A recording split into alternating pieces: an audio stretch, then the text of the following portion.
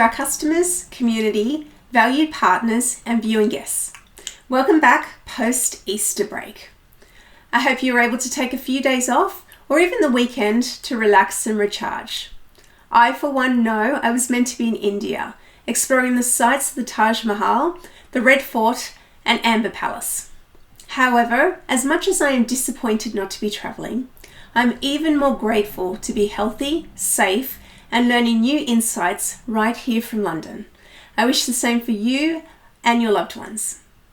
So this might not be the baby Taj in terms of memorable experiences.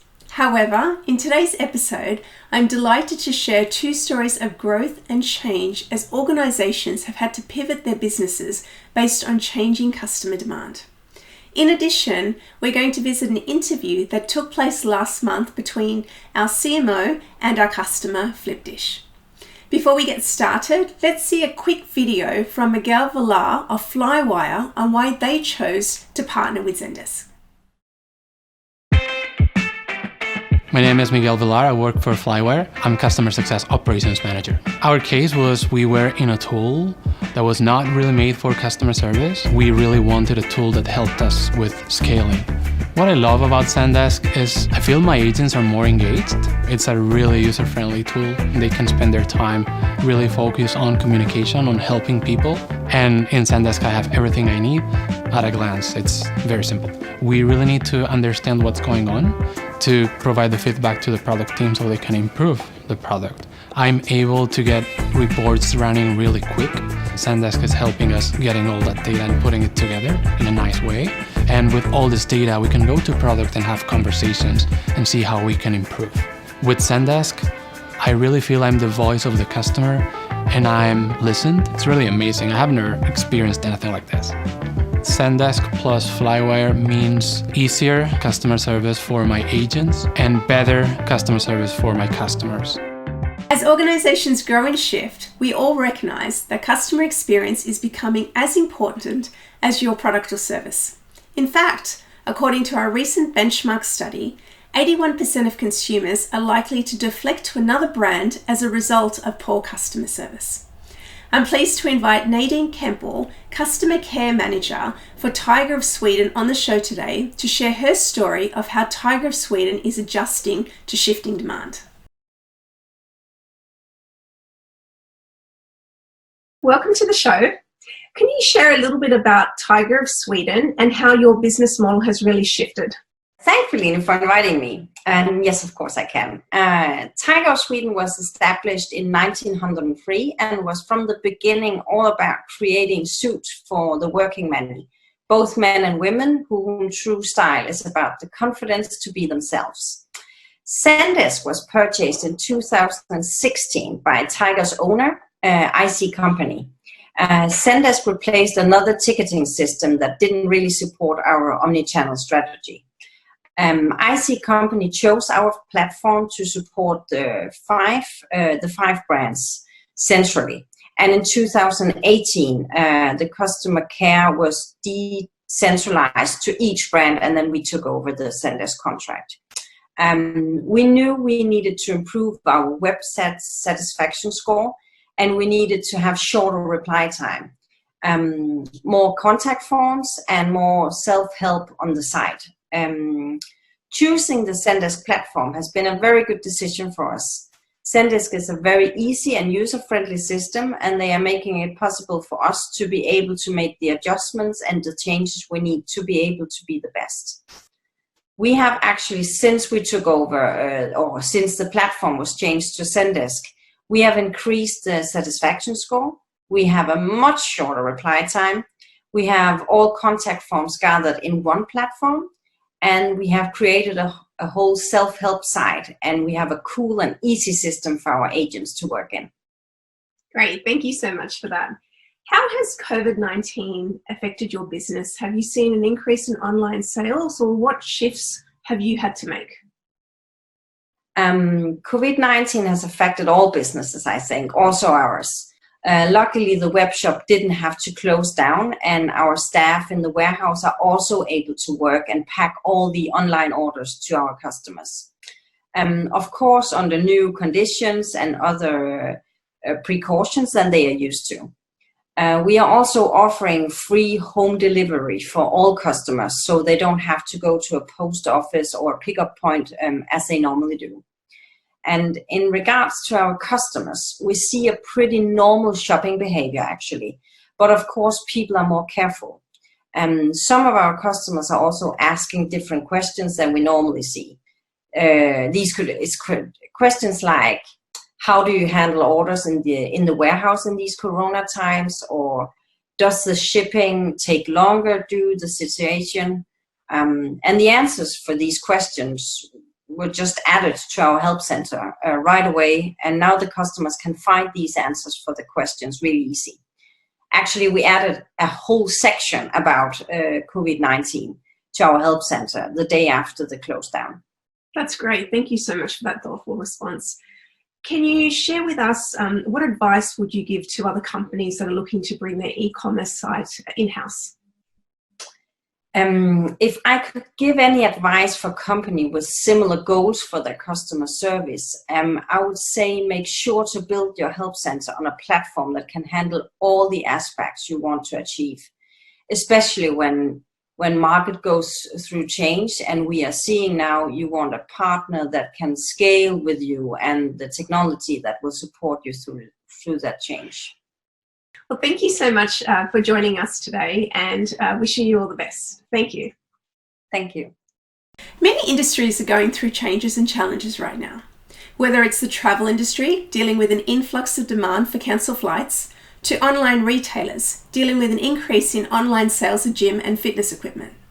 I'm sure many of you out there can relate to one or both in this example. However, one industry facing demand in another way is grocery retailers, supermarkets and hypermarkets. I'd like to welcome Jean-Philippe Blerot of Carrefour, who not only was kind enough to join us, but also had his children join in by creating some notes and slides to add to the flavour of the new realities we live in.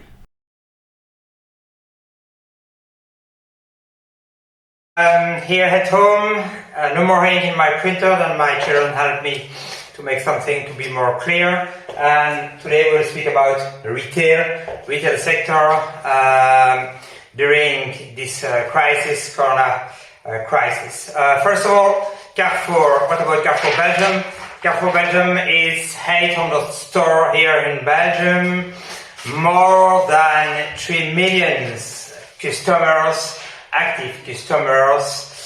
And for our call center, and be sure for the moment, it's a really important department, 35 agents for our customers. But Carrefour is indeed stores, well, as you can see, but also e-commerce. Then we need to handle also the e-commerce requests for e-commerce orders.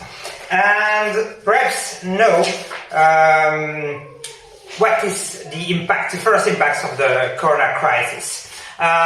Clear, for the customer care, we more than double our ticket in our back office, Zendesk back office, and we increase the view of our article also by 2, because now we've got 2,000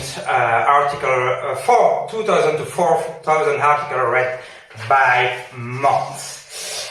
About the increase here at the customer service, as you can see, we've got now 30,000 calls a month, more than 4,000 email, and also interaction through the chat and the WhatsApp with our customer. It's just amazing, really not easy to answer to all the requests. By the way, we try to help our customer during this difficult period. What about the e-commerce? Because there is a direct link between the calls, the interaction with the customer and the e-commerce, because we grow with 3 digits of our orders here since 3 weeks. What we need to do is a better organization, optimize our organization, ensure that our system could support this kind of traffic, and also the communication. Let's speak about the customer care. What can I say? We need to be omnichannel. Only one phone number to call our help center. And a call center is able to answer to all questions, store, but also e-commerce. Data-driven. Why data-driven? It's because we've got all the data in our back office who explain us what are typing the customer, what are searching the customer, what are the requests, and so on. Like that, we can have a focus on the real issue for our customer. What else? Communication. Communication with our customer, but also inside Carrefour, because we need to ensure we've got the right communication to everybody and everybody is aware about the situation. Lesson learned. First lesson learned. Keep calm, of course, and be data-driven, because it's the only solution to see what are the requests of your customer and to have focus on the right point for your customer. We already spoke about the internal and external communication, very important. And the last point, it's people organization. Why people? People, because it's your client. The client, it's the people who request you to have their drive, to have the store open hours, and so on and so on. People, because it's the people who answer to our customer, people inside the customer service. And people also because it's people in the store, people in the dark store who are preparing the drive, preparing the order of the customer. And that's really important. People, for me, is the main pillar in this kind of crisis. For the rest, take care. Stay safe and keep in touch. We'll speak together soon. With each passing day, we are all needing to pivot. It's no different for our friendly local restaurants. Many have had to take on new roles as takeaway places to continue service during this time. Let's hear an interview between our CMO, Jeff Titterton, and the CEO of Flipdish, Conor McCarthy, on how Flipdish created a business model to help restaurants with takeaway services. So first, tell us about Flipdish. What do you do? So Flipdish provides online ordering systems for restaurants and takeaways, cafes, so in the hospitality business. We give them branded websites and an online ordering system and branded mobile apps, so people can place orders directly to that restaurant or cafe, as opposed to going through a marketplace. And where are you today in terms of how big you are? Where are you located? What kind of restaurants are you serving? So we serve 1,600 restaurants at the moment. Wow. They're spread across Ireland, the UK, and 12 countries in total. We have staff in Ireland, the UK, France, Germany, Spain, and New York. We have 3 guys in and we work over there. All right. It's the beginning of the cross-Atlantic journey. That's exciting. And are there any technologies that give you a competitive advantage at your company? Well, I'd like to say Zendesk gives us a competitive advantage. We use it, but it seems like everyone else uses it as well. So it's just getting us on a level playing field. Thank you for saying that. Yes, go ahead. Yeah. So we started using Zendesk internally initially. We found that... So we have a factory team who set up the new restaurants that come on board. They would set up, enter information, enter their menu, get their delivery zone set up, that type of thing. And it would be typical for our support team to send requests. They used to send emails over to the factory team, say, hey, can you do this? Then they'd reply. But then as the volume of restaurants built up, and we're doing hundreds a month, then it became unwieldy having these thousands of emails going around and trying to keep track of what was going on. Yeah. So we first brought in Zendesk to...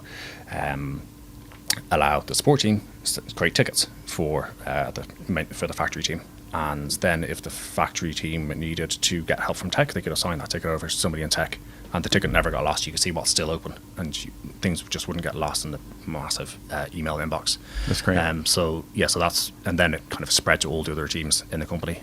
Because we'd find, okay, we need somebody from another team to look at this, so we get assigned over there. So that's been really useful great for us internally. Yeah. And then it spread to an external facing thing where people, our restaurants, our customers, send us in messages. We doesn't just go into an email inbox now. We have something we know that we can follow up, and it's great now that we can measure, are we getting back to people in time? Are we solving their problems? So that's really helps us. Do you also serve end customers, the restaurant's customers? Do you do customer service for them, or do the restaurants handle that themselves? So the restaurants handle that themselves. Okay, that's great. We don't do that. What advice would you give to other startups who are at the beginning of their journey? Okay, so I think that the most important thing that they have is time. So they should realize that they don't have all the time in the world, and it could mean they should understand that not all business models are good business models. They should think about what they're doing and understand that maybe they shouldn't be doing what they're doing. Even the best people in the world, if they're put into a terrible industry that isn't growing or isn't going anywhere, it might not be the best use of their time. So just think about that, and if they feel like they should stop, they should probably stop straight away and do something new and pivot, because there are lots of brilliant business models out there and things they could be working on in that time. It'll take you 8 weeks or 8 months or 8 years to get them done, and that's grand. At the end of the period, 8 weeks say, you see value from that.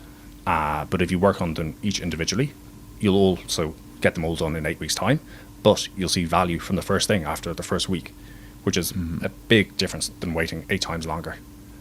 So I think it's important just to keep focus and do one thing at a time and get it out the door, see value from it before moving on.